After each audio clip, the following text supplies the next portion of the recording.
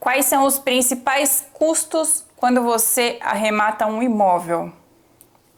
Adquirir um imóvel em leilão é algo que pode mudar a sua vida.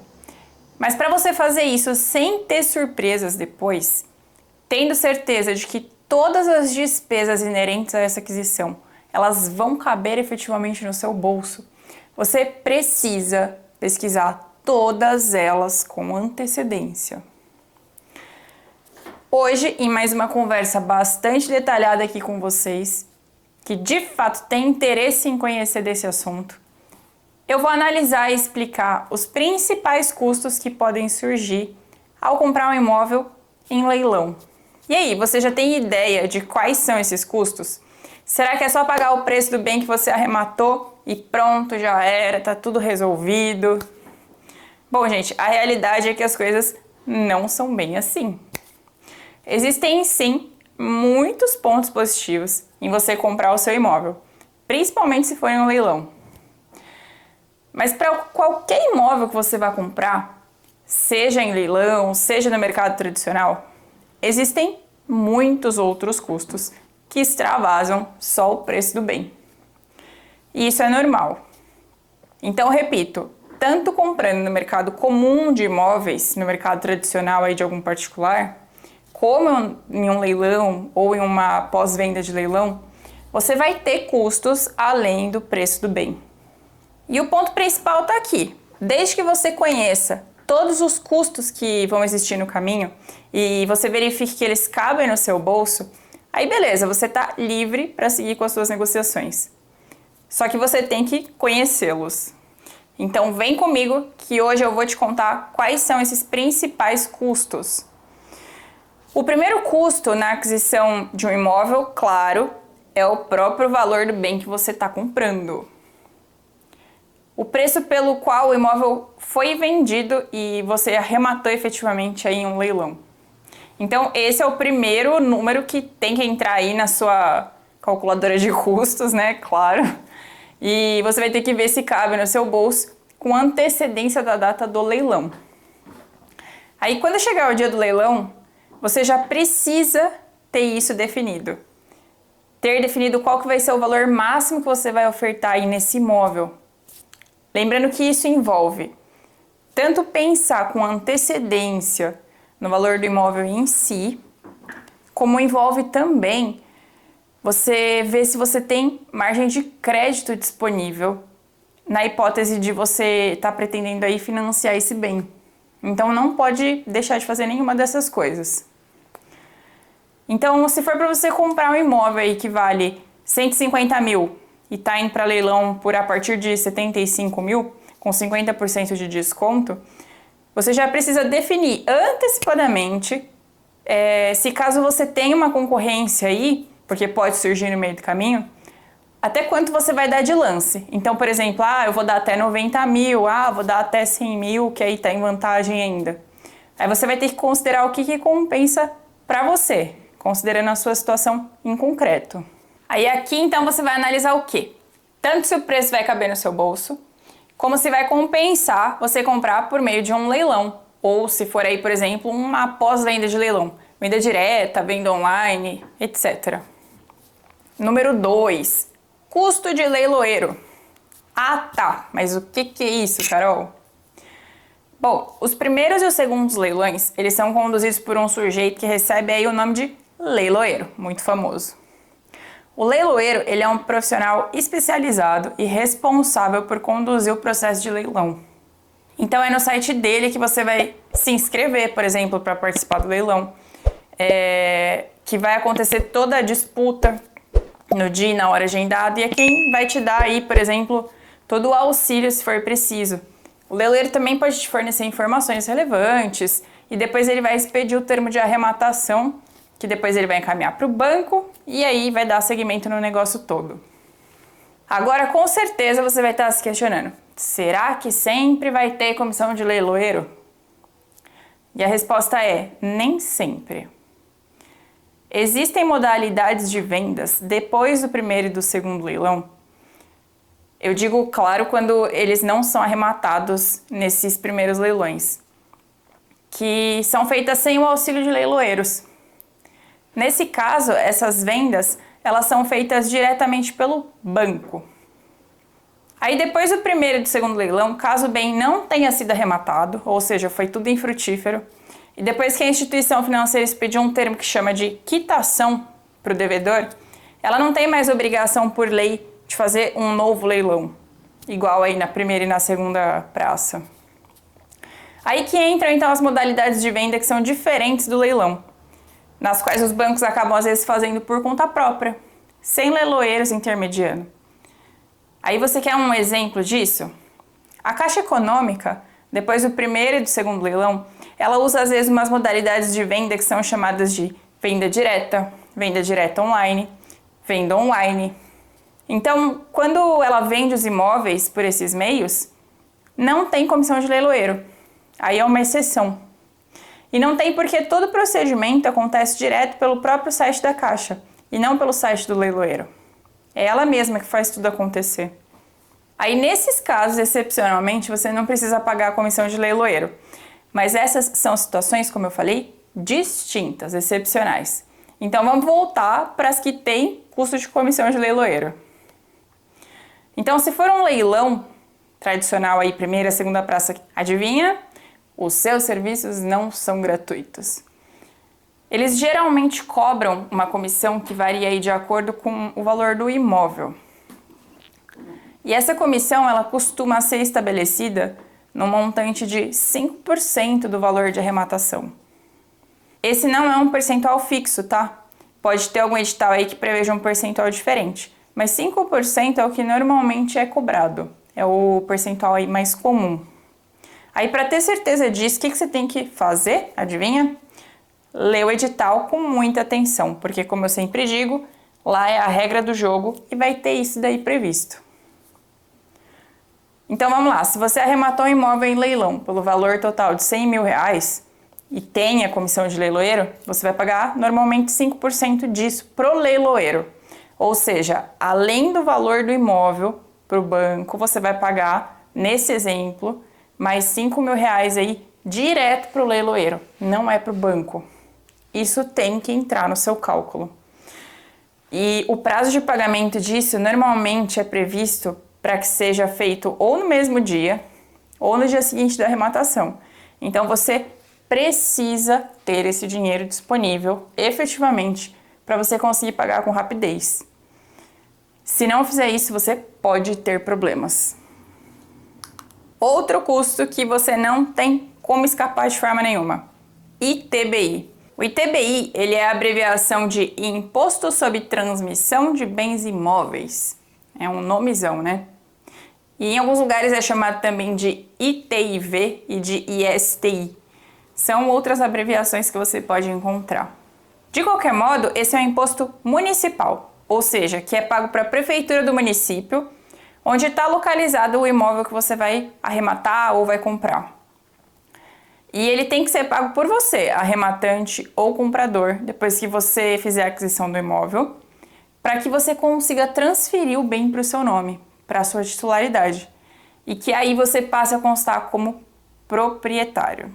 Na hora de registrar esse imóvel no cartório, é exigido que você comprove o pagamento do ITBI. Ah, mas dá para não pagar isso aí, Carol? Não, não dá. Salvo se a lei municipal prevê alguma hipótese aí de isenção para você ou te der algum desconto. Aí você tem que fazer o quê? Prestar atenção na lei do município, procurar lá e ver se você se encaixa em alguma dessas hipóteses. Ah, beleza, mas então qual que é o valor do ITBI? Bom, como quase nada é fixo, a alíquota desse imposto varia de acordo com a cidade, mas costuma também representar um percentual do valor do imóvel que você está adquirindo. A alíquota, então, ela é variável, normalmente fica em torno de 2 ou 3% do valor de arrematação do seu imóvel. E aí, como que você vai saber especificamente de cada município? Você vai ter que procurar a lei municipal e ver o percentual da alíquota dali de forma específica. Aí você vai aplicar considerando o valor do imóvel que você está de olho. Então, olha só, gente, a diferença de ITBI de um lugar para o outro. Por isso que precisa sempre estar muito atento.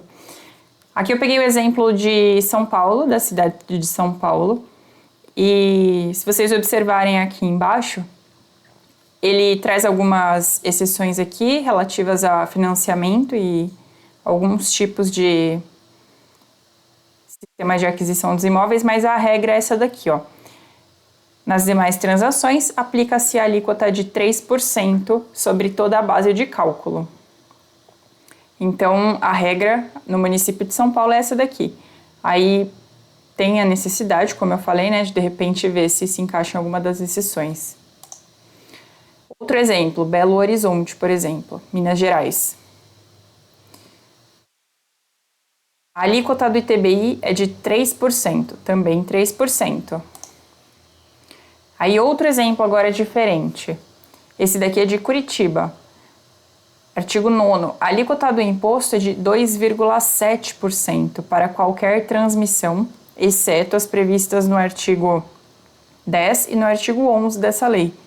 Então, para ver se tem eventual aí isenção, teria que consultar o artigo 10, né, e o 11. Mas a regra, por exemplo, para Curitiba é 2,7%. E aí um outro exemplo, Santos, em São Paulo. Você vai ver que aqui a diferença é bem grande.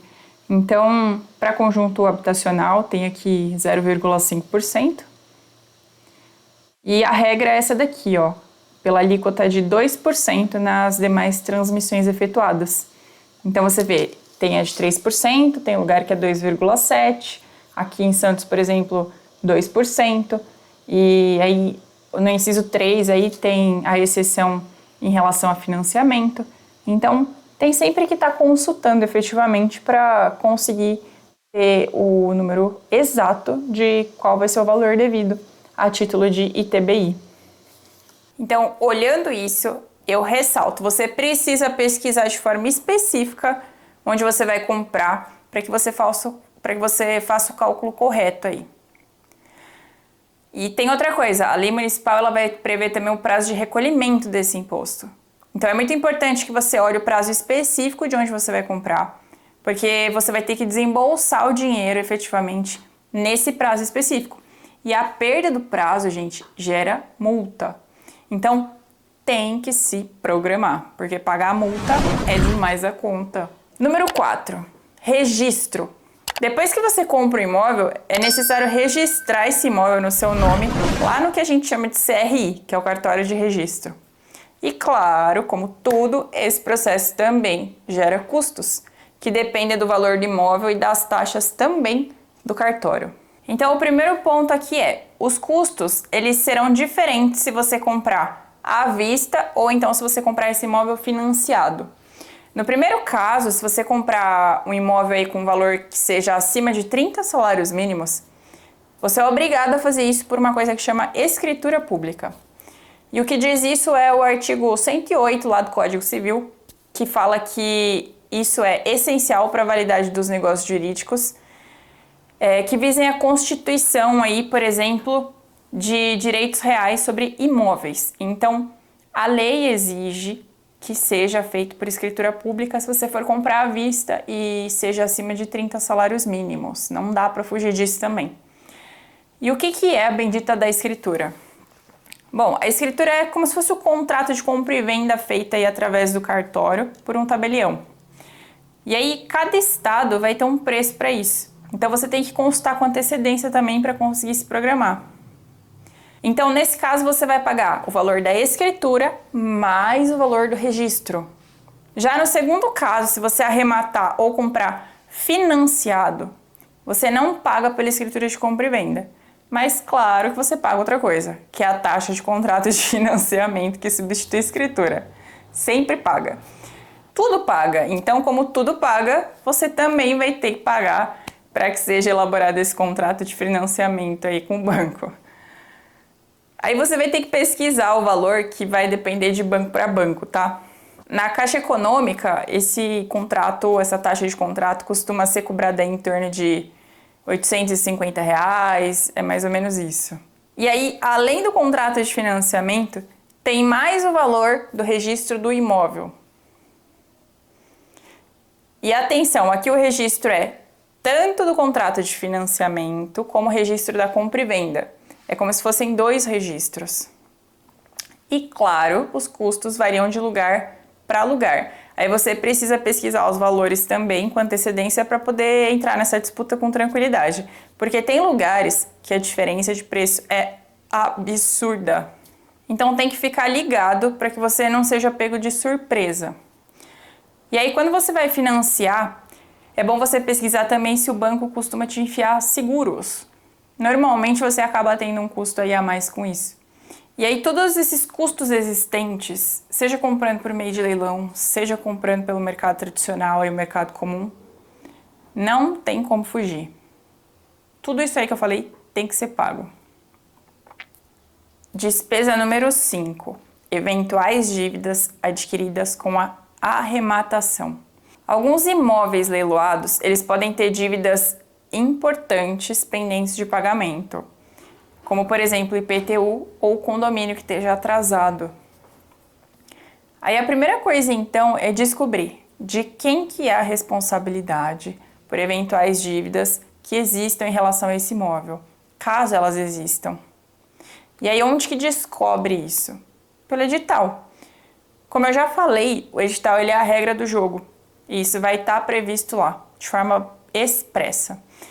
Então se você foi lá para o edital e viu que a dívida ela vai ser responsabilidade do arrematante ou do comprador, você precisa levantar quais são os valores exatos de cada uma dessas dívidas para saber se vai valer a pena para você adquirir esse imóvel.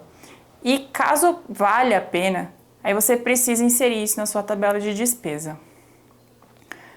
Agora, se o edital ele prevê que não é sua responsabilidade, aí é indiferente o valor, porque não é você que vai ter que pagar. Então, ó, tanto faz. Despesa número 6, porque nunca acaba rápido quando é despesa. Desocupação. Nem sempre os imóveis eles estarão ocupados quando você comprar em leilão. Mas às vezes sim, às vezes eles estarão ocupados.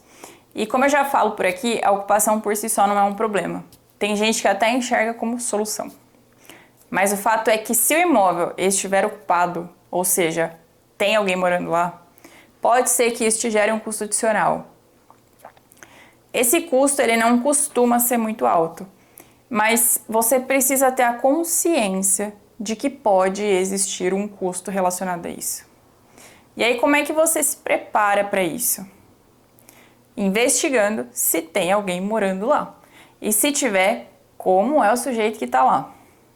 Se você verificar fazendo aí todas as suas diligências, que é uma pessoa tranquila, não tem processo pendente e tal, facilmente você consegue fazer um acordo. Pode ser um acordo sem qualquer custo, pode ser dando um prazinho para ela sair, pode ser contribuindo aí, por exemplo, com uma mudança para poder ajudar a sair logo, né? Ou alguma coisa do gênero. Agora, caso você preveja que vai ter que adotar alguma medida legal, por exemplo, para retirar esse ocupante, é interessante que você contate alguns advogados que você conheça aí com antecedência para ter uma noção do preço disso. E eu já adianto que existem preços do céu até o inferno aí. Então é só você pegar algumas variadas indicações e consultá-las com antecedência, que eu tenho certeza que vão ter valores bastante tranquilos aí. Então, o custo para desocupação ele não precisa ser uma preocupação, mas é importante você fazer a análise prévia para você já ter na ponta do lápis o que realmente vai sair do seu bolso, caso seja preciso que você adote algo nesse sentido. E para finalizar, então, esses são os gastos mais importantes que você pode ter aí na aquisição do seu imóvel.